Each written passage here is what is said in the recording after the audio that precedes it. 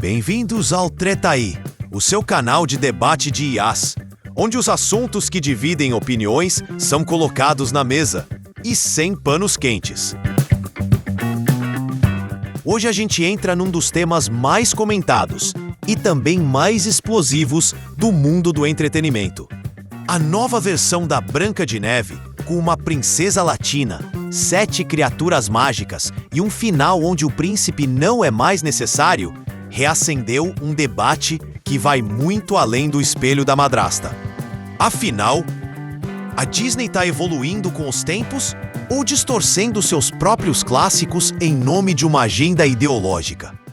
E para esse papo, eu tenho aqui 2 convidados que conhecem a Disney por dentro e por fora, não só como fãs, mas como estudiosos da sétima arte. De um lado, ele é crítico de cinema, pesquisador de narrativas clássicas e defensor ferrenho da fidelidade às obras originais. Rafael Moura. Fala, Lucas. Um prazer estar aqui. A Disney marcou minha infância, mas o que estão fazendo com os clássicos é, no mínimo, preocupante. E não é só nostalgia, é cinema mal adaptado. E do outro lado, ela é roteirista, especialista em narrativas contemporâneas e apaixonada por repensar as histórias que formam novas gerações. Isadora Mendes. Oi, Lucas. Que bom estar aqui. Eu amo os clássicos, mas acredito que toda história precisa respirar novos ares. Representatividade não apaga a magia, amplia. Tá dado o tom. Prepare-se para um debate afiado, com opinião, provocação e, claro, muita paixão por trás dessas histórias. Bora pro papo? Antes da gente entrar no espelho da polêmica, vale lembrar como o Tretaí funciona. Cada debatedor vai ter o seu tempo para responder as perguntas principais. Depois, eles vão ter a chance de se confrontar com uma pergunta direta um para o outro. E no final, aquele bloco que vocês adoram, o bate-bola de respostas rápidas. É no seco, sem enrolação. Agora sim, vamos começar com a primeira pergunta. E ela já chega com o peso de um clássico da Disney sendo reescrito. A nova Branca de Neve não sonha mais com um príncipe. Quer liderar o povo. E ainda por cima, nem é branca. Isso é evolução de um clássico ou destruição da essência da história? Rafael, você começa.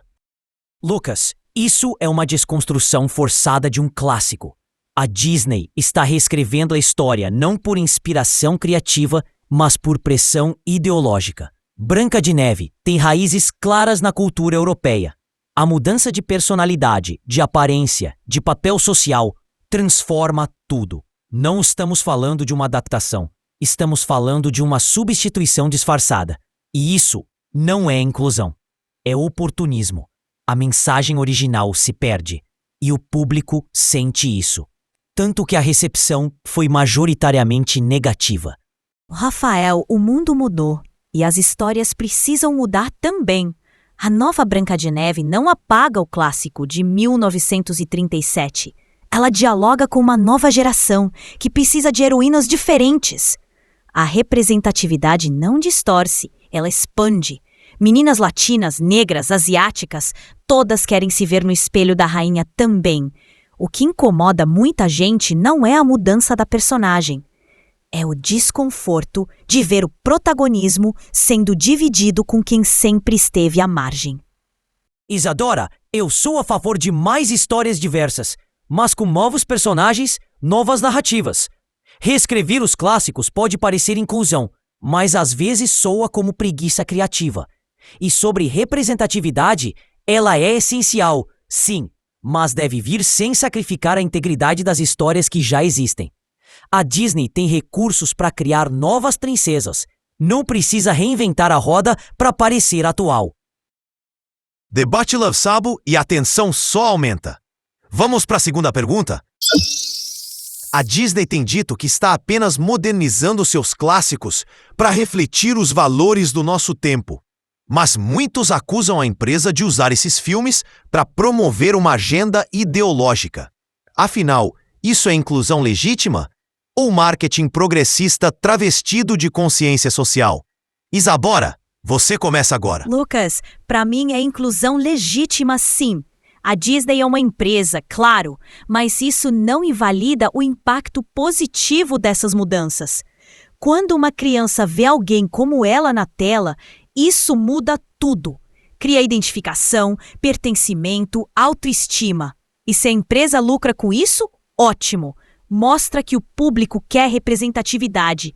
Não dá para chamar de agenda ideológica algo que, na prática, está reparando décadas de exclusão cultural. Representatividade é necessária, Isadora. Mas quando vem travestida de fórmula comercial, ela perde autenticidade. A Disney descobriu que pode lucrar com a lacração e está usando isso como verniz de consciência. O problema é que as histórias ficam rasas, esquemáticas. Elas perdem complexidade em troca de mensagens fáceis e simbólicas. A impressão que dá é que o estúdio está mais preocupado em checar caixinhas do que em contar boas histórias. Rafael, quando uma indústria como a Disney se movimenta para incluir mais gente, isso sempre vai parecer cálculo, mas o efeito social é real. E sobre checar caixinhas, a falta de diversidade nas décadas passadas também era uma caixinha, só que invisível, aceita como padrão. A diferença é que agora as histórias não são mais só sobre um tipo de pessoa. E isso, por si só, já é um avanço. Quem chama isso de marketing? Muitas vezes está desconfortável com a mudança do protagonismo. Agora é a hora da primeira pergunta do confronto direto. Nessa parte, cada debatedor vai fazer uma pergunta para o outro. E aqui o tempo é curto, é tiro direto.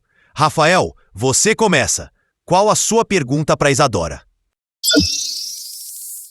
Isadora, se vocês realmente acreditam tanto em representatividade, por que a Disney não cria novas histórias com novos protagonistas diversos ao invés de simplesmente alterar personagens clássicos? Não seria mais honesto e mais criativo do que se apropriar de obras já consolidadas? Olha, a Disney pode e deve criar novas histórias, e muitas já foram criadas. Mas adaptar clássicos com diversidade tem um peso simbólico enorme. Essas histórias fazem parte da formação cultural de bilhões de pessoas. Quando você insere novos rostos e vozes nesses contos, você quebra o monopólio da imaginação branca e eurocêntrica. É uma forma de dizer: esse mundo mágico também é seu. Mas, Isadora, o risco é forçar representatividade em uma estrutura que não foi pensada para isso. Em vez de fortalecer a diversidade, vocês acabam gerando rejeição, justamente por parecer artificial. E isso compromete a própria causa que vocês defendem. Se a intenção é inclusão, por que não valorizar a criação de novos mitos ao invés de desconstruir os antigos? Porque a inclusão de verdade não pode ser isolada em histórias novas. Ela precisa estar nos grandes ícones, nos clássicos, naquilo que moldou a imaginação das gerações. Só assim a gente reequilibra o que foi negado por tanto tempo. A rejeição vem, sim, mas muitas vezes ela revela o desconforto de dividir espaço, não um problema de narrativa. Tá ficando quente! E ainda temos mais uma pergunta antes do próximo embate entre vocês. Vamos para minha terceira pergunta? Se toda a história do passado precisa ser adaptada para agradar aos valores de hoje, o que sobra da cultura original? Estamos avançando como sociedade ou apagando o que nos trouxe até aqui? Rafael, é contigo. Lucas, estamos apagando sim. O que era temporal está virando descartável. A cada nova adaptação, parece que temos que pedir desculpas pelo passado, em vez de aprender com ele. A arte precisa refletir o seu tempo, claro, mas também precisa preservar a memória cultural. Essas reinterpretações radicais correm o risco de apagar nossas raízes narrativas, e isso, para mim, é um retrocesso disfarçado de progresso. Rafael, ninguém está apagando o passado. O que está acontecendo é que estamos quebrando o monopólio de quem podia contá-lo. As histórias clássicas foram lindas, mas muito excludentes. E adaptar é uma forma de dialogar, não de destruir. O que nos trouxe até aqui é justamente a capacidade de evoluir, questionar, reinterpretar. A cultura não é um museu, é uma conversa contínua. Concordo que cultura é viva, Isadora, mas isso não significa que a gente deva reescrever tudo com os olhos de hoje. A arte também serve para mostrar como pensávamos antes, com tudo de bom e ruim que isso traz. Se começarmos a corrigir todas as histórias antigas, o risco é criar um passado artificial, moldado à imagem do presente. E aí a gente não evolui, a gente se edita. Isso aqui tá excelente. Vou fazer agora a minha última pergunta. Nos últimos anos, a Disney tem enfrentado uma sequência de fracassos de bilheteria, especialmente com seus live actions e animações mais modernizadas. Muita gente diz que o público cansou dessa nova abordagem e que a empresa está pagando o preço por tentar ser politicamente correta demais. A pergunta é: esses resultados nas bilheterias são reflexo de um desgaste natural? Ou o público está rejeitando essa fase woke da Disney? Isadora, a bola tá contigo. Lucas, a queda nas bilheterias tem vários fatores: pandemia, mudança nos hábitos de consumo, streaming crescendo. Jogar tudo nas costas da representatividade é simplificar demais o problema. Aliás, muitas produções mais tradicionais também fracassaram. O que falta hoje é roteiro forte, inovação verdadeira e conexão emocional. Representatividade por si só não afasta público. O que afasta é uma história fraca, seja ela progressista ou conservadora. Isadora, é claro que existem vários fatores, mas é ingenuidade achar que o conteúdo não pesa. O público sente quando está sendo sermoneado ao invés de ser encantado. A Disney esqueceu que sua essência é a magia universal, não a militância pontual. As pessoas querem se emocionar, não receber lição de moral disfarçada de conto de fadas. Rafael, o problema é achar que diversidade é sermão. Não é. É reflexo do mundo real. E se os roteiros forem bons, o público vem. Encanto e Moana são exemplos recentes de sucesso com protagonismo diverso. O desafio da Disney não é parar de ser inclusiva, é ser criativa sem medo, com qualidade. Agora sim, encerro as minhas perguntas. Mas ainda falta a pergunta direta da Isadora para o Rafael. Isadora, pode fazer a sua pergunta. Rafael, você fala muito em essência da história, mas me responde uma coisa. Se a cor da pele ou o gênero de um personagem muda tanto a essência para você, será que essa essência era mesmo tão sólida assim? Ou o que está em jogo é um apego estético disfarçado de argumento técnico? Isadora, o que está em jogo não é estética, é coerência simbólica e narrativa. Um personagem não é só aparência, mas também o contexto que o formou. Quando você muda a origem, visual, comportamento, função, você quebra esse equilíbrio. E sim, isso interfere na essência, porque muda a maneira como a história comunica sua mensagem original. Mas, Rafael, o mundo que formou esses personagens também era excludente. Manter essa coerência a qualquer custo é perpetuar um padrão único de protagonismo.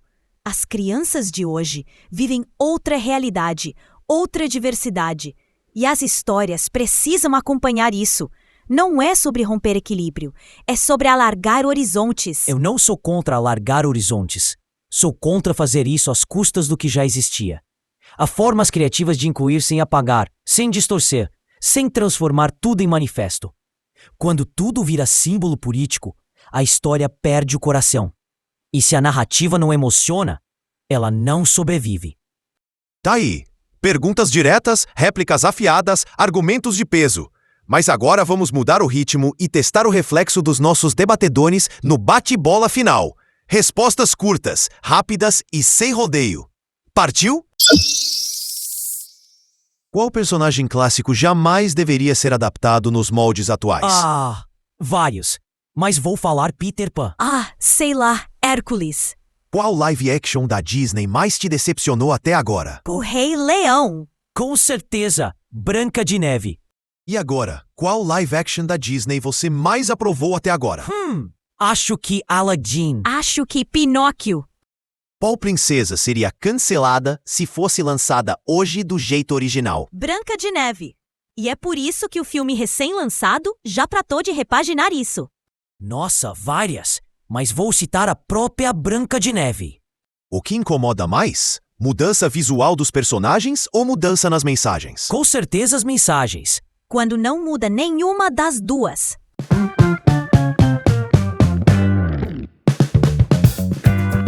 Debate encerrado com estilo. Agora vamos para as palavras finais de cada um. Considerações, despedidas e aquele recado final para quem ficou até o fim. Rafael, você começa. A Disney sempre foi sobre magia, arquétipos e emoção atemporal. Atualizar é válido, mas reformular tudo em nome de uma agenda nos afasta da essência que fez essas histórias encantarem o mundo. A diversidade precisa crescer, sim, mas com novas histórias, novos heróis, novas mitologias. Clássicos se respeita. E reinventar não é destruir para depois reconstruir.